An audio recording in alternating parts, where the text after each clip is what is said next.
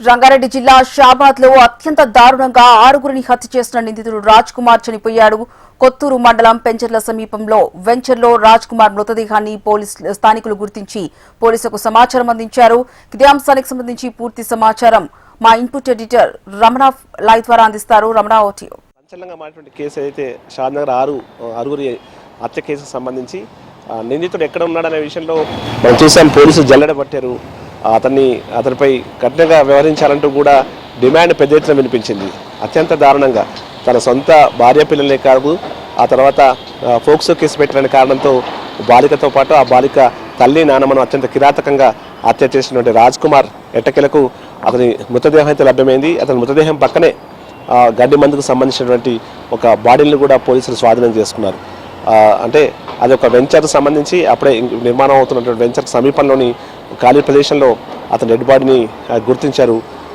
ప్రస్తుతం అయితే ఆ బాడీని మరి కాసేపట్లోనే పోస్ట్ మార్టం కోసం తరలించే అవకాశం కనిపిస్తోంది. ఏదేమైనా అంటే తను ఎప్పుడైతే మర్డర్ చేసిన వెంటనే తన పేరెంట్స్కి ఫోన్ చేసి తను ఇట్లా ఆరుగురిని చంపేశాను, తర్వాత సూసైడ్ చేసుకోబోతున్నాను కూడా మరి చెప్పి ఆ తర్వాత అతను పరారయ్యాడు. అద్దెకు తీసుకున్నటువంటి కారుతో అంటే మొత్తం పక్కా ప్లాన్డ్గానే వ్యవహారం నడిపినట్టుగా అయితే అర్థమైంది.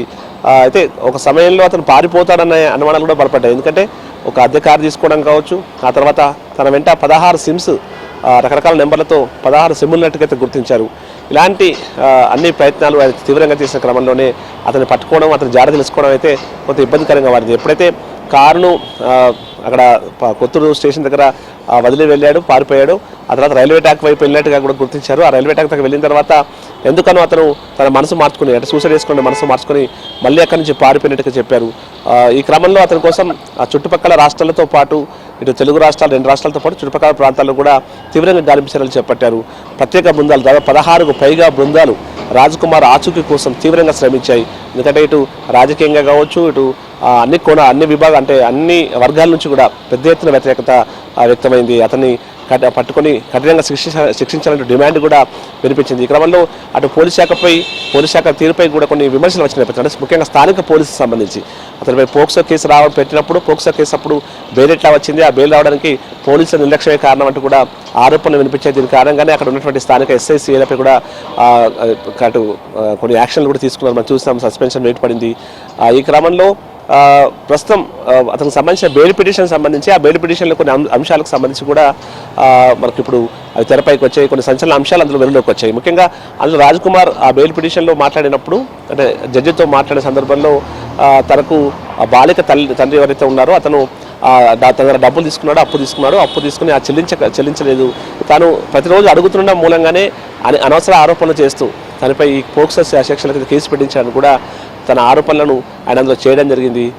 ఈ క్రమంలో ఈ వ్యవహారాలు జరుగుతున్న నేపథ్యంలో అతనికి బెయిల్ రావడం అన్నీ అయిపోయిన తర్వాత అప్పుడు అతను ఒక పక్కా ప్లాన్తో ఈ మర్డర్ చేశాడు. ఆ మర్డర్ చేయడానికి కూడా చాలా పకడ్బందీ ప్లాన్ చేసుకున్నాడు. ఆ ప్లాన్ చేసుకున్న తర్వాత మళ్ళీ అమ్మాయిని అందరినీ చంపిన తర్వాత ఎవరైతే బాలిక ఉందో ఆ బాలికను తన వెంట కారుతో కొంత దూరం దగ్గర తీసుకెళ్ళాడు. అంటే ఇవన్నీ కొన్ని అనుమానాలకు అంటే దారితీశాయి. ఎందుకు అమ్మాయిని అక్కడే చంపకుండా బయటకు తీసుకెళ్లే ప్రయత్నం చేశాడు, ఎటైనా వేరే బయటకు తీసుకెళ్ళడానికి ప్రయత్నం చేశాడు, అందుకోసమే ఒక రెంటెడ్ కార్ తెచ్చుకున్నాడా, ఇలాంటి అనేక అనుమానాలు అయితే బలపడ్డాయి. చాలా తీవ్ర స్థాయిలో దర్యాప్తు కొనసాగింది. అతను పారిపోయి ఉంటే అనుమానాలు బలపడ్డాయి. ఎప్పుడు తరచూ శ్రీశైలం వెళ్తారు కాబట్టి ఆ శ్రీశైలం కూడా వెళ్ళారు. శ్రీశైలం కూడా అన్ని లాడ్జులతో పాటు అన్ని హోటల్ గదులను పూర్తిగా పోలీసులు తనిఖీలు చేశారు. ఒక రకంగా అన్ని 2 తెలుగు రాష్ట్రాల్లో కూడా అన్ని ప్రాంతాల్లో జల్లెడ పట్టడానికి చెప్పాలి. మొత్తంగా ఎట్టకేలకు రాజ్ కుమార్ డెడ్ బాడీని ప్రస్తుతం పెంజల దగ్గర గుర్తించినటువంటి స్థానికులు డయల్ నెట్ ద్వారా పోలీసులు సమాచారం ఇవ్వడంతో ఈ మొత్తం వ్యవహారం వెలుగు చూసింది. ప్రస్తుతం రాజ్ కుమార్ సంబంధించిన సోదరుడు కూడా హెచ్ఎండితో మాట్లాడారు. ఆయన కూడా అతను చనిపోవడం వల్ల తనకు ఎలాంటి బాధ లేదు, అతనికి ఖచ్చితంగా కఠిన శిక్ష పడాలని మేము కోరుకున్నాం. ఇవాళ అతను చనిపోవడం అందరికీ మంచిది అది, ఎందుకంటే ఇలాంటి వాళ్ళు బతుకుండడానికి అసలు అవకాశమే ఉండదు అంటూ కూడా ఆయన కొన్ని కామెంట్స్ చేశారు. ప్రస్తుతం నిందితుడు పట్టుపడంతో మరి కేసుకు సంబంధించి ఇంకా కేసులో కొన్ని మిస్టరీ అంశాలు అయితే ఉన్నాయి.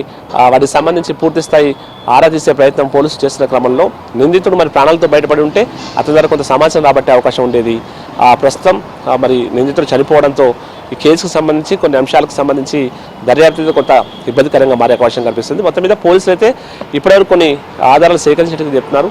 వాటన్నిటికి సంబంధించి పూర్తి స్థాయిలో మనకు తర్వాత సమాచారం వెల్లడించే అవకాశం కనిపిస్తుంది. ప్రస్తుతం అయితే డెడ్ బాడీని మరి కాసేపట్లో పోస్ట్ మార్టం కోసం తరలించే అవకాశం ఉంది.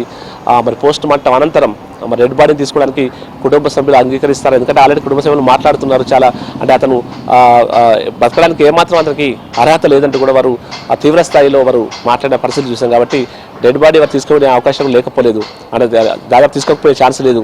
కాబట్టి డెడ్ బాడీకి సంబంధించి మరి అనాథ శవంలాగా పోలీసులే దానికి అంతిమ సంస్కారాలు కొన్నిసార్లు ఇవన్నీ ఉన్నాయి. ఏదేమైనా ప్రస్తుతం అతని మృతితో మాత్రం కొంతమేర బాధిత కుటుంబ సభ్యులైతే కొంత ఉపశమనం పొందినట్టుగా భావించాలి.